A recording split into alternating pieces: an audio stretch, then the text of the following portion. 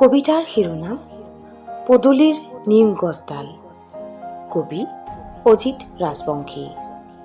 কণ্ঠ ৰঞ্জনা পাঠক। মোৰ প্ৰস্থানত পদূলি মুখত ৰৈ ৰৈ যিয়ে সম্ভাষণ জনায়, সন্ধিয়ালৈ যিয়ে বাট চাই ৰয় মোৰ আগমনলৈ, সেয়া তুমি। আজিকালি তোমাৰ সৈতেই কথা পাতোঁ, ভাল লাগে জানা। এচাটি বতাহত যেনেদৰে নাচি উঠা তুমি যে মোকো চুমুক দি যোৱা অজানিতে। বোৱাৰী পোৱাতেই চকুত চকু ৰাখোঁ তোমাৰ সদায়। তুমিও বাৰু চোৱানে মোলৈ? যোৱা ৰাতি যে প্ৰচণ্ড ধুমুহা আহিছিল, সুৰে ৰাতি উজাগৰে আছিলোঁ। দুখ মুখালিতে দেখিলোঁ তুমি ঠিকে আছা।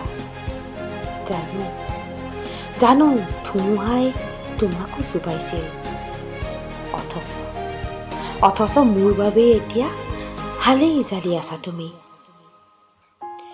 মানুহৰ ভিতৰত আৰু অন্য এজন মানুহ থাকে, সিজনক নেদেখি।